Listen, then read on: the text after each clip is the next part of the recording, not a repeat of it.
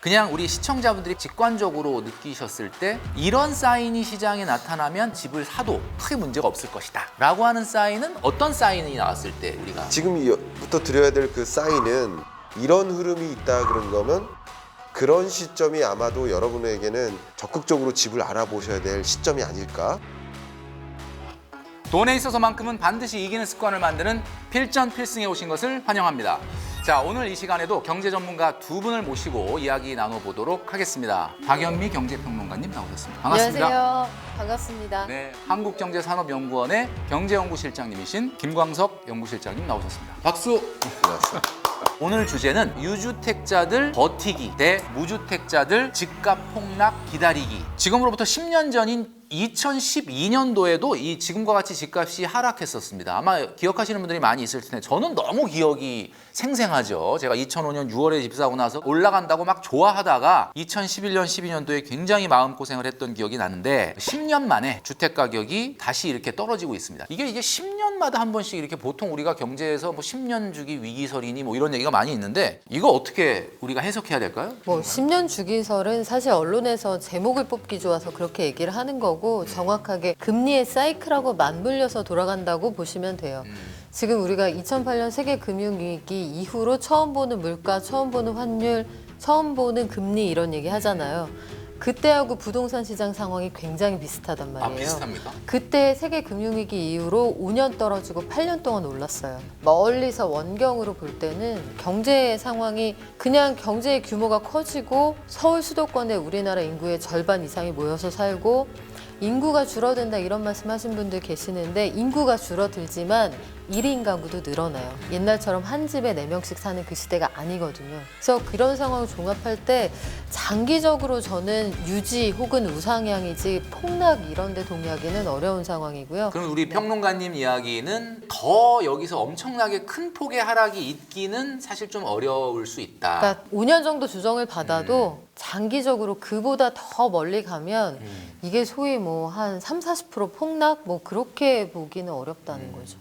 아무래도 뭐 이게 주택 가격이라는 게 통화량하고도 약간 연관성이 있는데 통화량이 2014년, 15년 이후에 거의 2배 가까이 증가했으니까 뭐 그 당시에 아파트 가격하고 지금의 아파트 가격이 다를 수밖에 없겠죠. 아무래도 지금 말씀하신 것처럼 막 반토막 뭐 이렇게 사실 가기는 좀 어려울 것이다.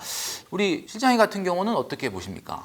우리가 이 부동산 시장을 전망하는 데 있어서 상정해야 될 게 한 가지가 있는데 그 기간입니다. 장기적인 기간, 뭐 2030년, 40년, 50년을 놓고 얘기하는 것과 지금 2023년을 놓고 얘기하는 것과는 천지 차이거든요. 그렇죠. 그렇기 때문에 23년은 조정입니다. 그러니까 외환 시장이나 자본 시장은 원래 선행적으로 움직여요. 선행적으로 먼저 빠지고 먼저 반등하기 시작하는 거. 무엇보다 금리보다.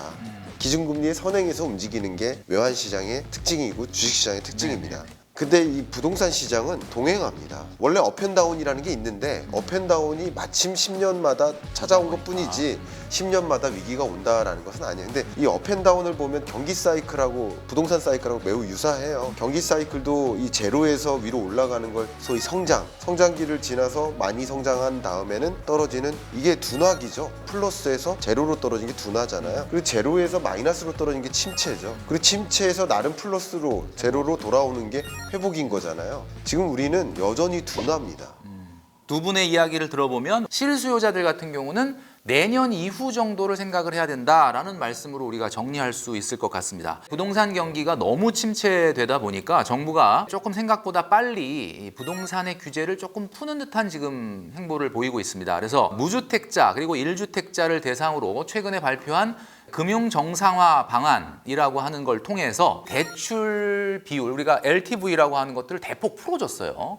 심지어는 15억 이상 고가 아파트에 대한 대출도 규제를 풀었습니다. 자, 이런 것들이 부동산 경기에 어느 정도 영향을 줄 수 있을까? 안 하는 것보다 낫겠지만 금리를 감당할 수 있느냐 결국 그거예요. 지금의 금리를 그쵸. 감당할 수 있느냐? 15억 이상에도 대출이 나갈 수 있게 해준다라는 거는 정부가 이제 규제라는 게 필요 없을 정도로 상황이 굉장히 빠르게 냉각되고 있다라는 걸 인정한다는 사인인데 그럼에도 불구하고 지방에서 지금 규제 다 푼 지역들이 그래서 거래가 되거나 가격이 오르느냐 그렇지 않거든요. 실제로 매수하려는 분들이 금리를 감당할 수 있는 수준이 되지 않으면 아마 정부가 어떤 대책을 내놔도 당분간은 시장 흐름을 바꾸기는 어려울 겁니다. 자, 그러면 앞으로 내가 집을 산다면 어디에 어떤 집을 사야 할까? 물론 뭐 본인의 소득이나 자산 상황이나 이런 것들을 보고 고려해서 사야 되겠지만 주택 가격의 조정 이후에 새롭게 나타날 시장에서는 중저가 이하의 싸진 아파트를 사는 게 나을까? 아니면 비싸더라도 중간 이상의 아파트가 나을까? 이런 고민들을 하시는 분들이 또 굉장히 많이 있거든요. 마치 주식시장의 성장주와 가치주의 논쟁과도 비슷합니다. 실장님 같은 경우는 어떤 게 나을까요? 후자입니다. 지금 이렇게 부동산 매매 가격이 하락하는 침체 국면에도 매물이 1도 안 나옵니다. 결과적으로 모든 부동산 매매 가격은 수요와 공급에 의해서 결정되기 때문에 수요가 계속 뒷받침되고 매물이 안 나오는, 공급이 부족한 그 지역은 집값이 안 떨어져요. 집값이 떨어지는 지역은 결국 팔고 나오는 사람이 있는 지역인 거예요. 가격 상승률의 미래를 봤을 때는 높은 아파트들이 나을 것이다 라는 예상을 해주신 거죠. 박연미 평론가님도 같은 의견이신가요? 전체적으로 부동산 시장 어렵습니다. 그런데 사람들이 늘 선호하고 늘 좋아하는 인프라가 있는 곳은 배우 수요가 항상 대기하고 있기 때문에 가격 방어가 좀 되거든요. 하지만 본인의 포트폴리오 상에서 내가 갚을 수 있는 능력이 있는지, 그러니까 자산이 얼마 있느냐보다 이거는 자금의 플로우가 가능하냐, 이게 제일 중요한 문제니까 그거 두루두루 살펴보시고요. 자, 그렇다면 어떤 사인이 시장에 나타났을 때 나는 집을 보러 가야 할까? 그냥 우리 시청자분들이 직관적으로 느끼셨을 때 이런 사인이 시장에 나타나면 집을 사도 크게 문제가 없을 것이다 라고 하는 사인은 어떤 사인이 나왔을 때 우리가 시그널을 3가지 정도 들여보면 네. 역시 금리예요. 앞에 규제 완화라는 이런 컨셉은 그거 자체가 사인이 될 수는 없어요. 거시경제라는 관점에서 봤을 때 가격이 조정되더라도 완만하게 완화돼야 된다라는 관점에서 그런 규제 완화책을 쓰는 거라고 생각해 볼 수 있을 것 같아요. 속도를, 떨어지는 속도를 잡겠다. 그렇다고 떨어지는 것을 플러스로 전환하는 그런 정책은 아니라고 생각합니다. 연착륙을 좀 유도하는. 그렇죠. 네. 지금부터 드려야 될 그 사인은 기준금리 인하에 대한 시그널. 예를 들어서 뭐 목표 물가가 3%가 적당하다라는 것을 검토해 보겠다. 이런 것들이 있을 때 시장에 다른 기운을 가져올 겁니다. 이게 첫 번째 시그널이고요. 그것을 여러분들이 아마 대표적으로 볼 수 있는 그 사인이 결국 가격은 수요와 공급에 의해서 결정되니까 금리가 올라가면 수요는 얼어붙는 거고 공급자는 빨리 공급하고 싶은 거예요. 가격이 떨어지는 건데 수요와 공급의 결과물을 통해 여러분 확인하는 게 가장 정확합니다. 미분양 주택인 거죠. 그러니까 미분양 주택 건수가 급격히 조정될 때 집값이 급격히 오른 거고요. 미분양 주택이 또 완만하게 조정될 때 집값이 상승 속도가 둔화되는 거예요. 그 미분양 통계가 예를 들어서 정점을 찍고 이제 더 이상 안 늘어난다든가 증가세가 이제 주춤해지다든가 아니면 하락세로 전환된다든가 이런 흐름이 있다 그런 거면 아 이제 충분히 조정됐고 이제 이만큼이면 충분히 싸. 그래서 아 이제는 정말 내 집 마련의 찬스구나 하면서 다시 매수세로 전환되는 기조가 있을 겁니다. 그런 시점이 아마도 여러분에게는 적극적으로 집을 알아보셔야 될 시점이 아닐까. 그게 두 번째 시그널이었고요. 네.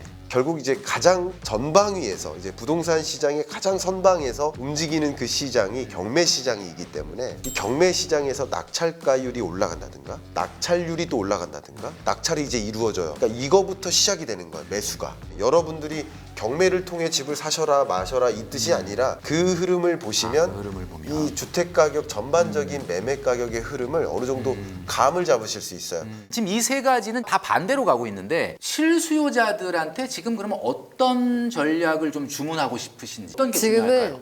저금을 하셔야죠. 실탄이 있어야 집을 그러네. 사죠. 지금은 현금 확보 능력을 키우는 게 최우선이에요. 아껴서 시드머니를 만든다. 그리고 사인이라는 건 결국 굉장히 체감적으로 올 거예요. 금리를 그만 올린다. 금리를 그만 올리는 시점에 물가 뉴스가 사라지겠죠.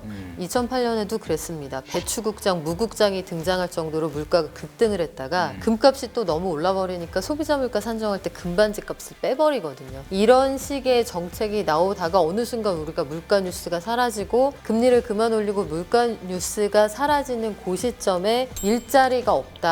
고용이 줄어든다. 그러니까 고용이라는 건 경기 후행하기 때문에 사정이 안 좋아진 다음에 사람을 덜 뽑거나 내보내는 거지 안 좋아질까봐 내보내는 거는 우리나라 문화는 아니거든요. 네네. 사실 요새 빅테크에서 대규모 감원하는 것도 광고 수입이 줄어드는 걸 보고 내보내는 거예요.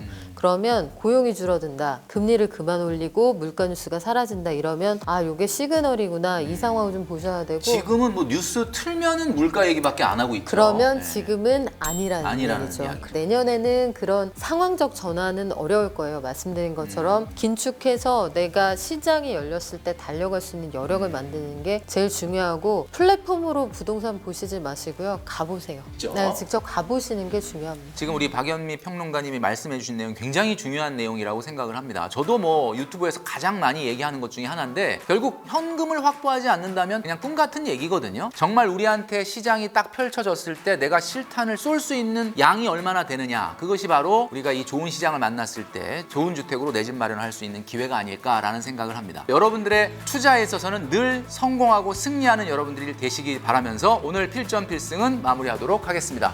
두 분 나와주셔서 감사합니다.